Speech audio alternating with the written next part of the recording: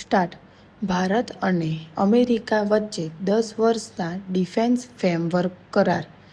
America આ કરાર હેઠળ ભારતને એડવાન્સ ટેકનોલોજી આપશે. આગામી 10 વર્ષમાં બંને દેશો સાથે મળીને પોતાના આર્મી, સંરક્ષણ ઉદ્યોગ અને ટેકનિકલ સહયોગને વધારે મજબૂત કરશે. પેરા.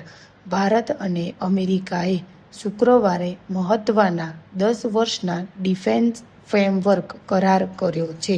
આ નવા પ્રકારના કરાર હેઠળ અમેરિકા ભારતને એડવાન્સ ટેકનોલોજી આપશે. આવનારા 10 વર્ષમાં બંને દેશો સાથે મળીને પોતાના આર્મી, સંરક્ષણ ઉદ્યોગ અને ટેકનિકલ સહયોગને વધારે મજબૂત કરશે. બંને દેશો વચ્ચે આ કરાર શુક્રવારે મલેશિયાના કુઆલાલુતુર ખાતે કરવામાં આવ્યા છે. બંને દેશના સંરક્ષણ પ્રધાન આસિયાનની બેઠકમાં હાજર હતા, ત્યાં આ કરાર કરાયા છે. પેરા. ભારતના સંરક્ષણ પ્રધાન રાજનાથસિંહ અને અમેરિકાના સંરક્ષણ પ્રધાન પીટ હેગસેટ દ્વારા કરાર પર હસ્તાક્ષર કરવામાં આવ્યા હતા.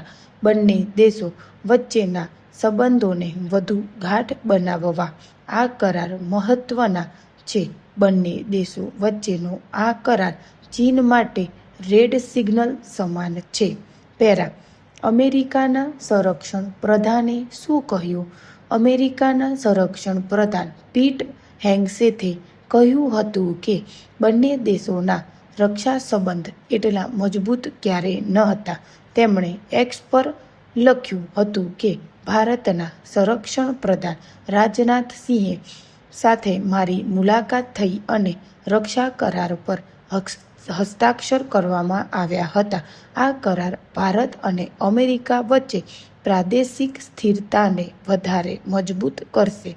સૂચનાઓ તેમજ માહિતીની આપ-લે કરવામાં અને ટેકનિકલ સહયોગ વધારવામાં અમે સહયોગ વધારે મજબૂત કરી રહ્યા છીએ. પેરા.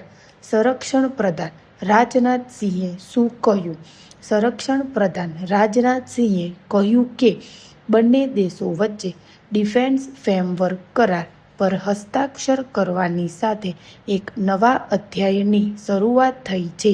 આ કરાર ભારત અને અમેરિકા વચ્ચે સંરક્ષણ ભાગીદારીની નીતિઓ નક્કી કરવામાં મદદ કરશે.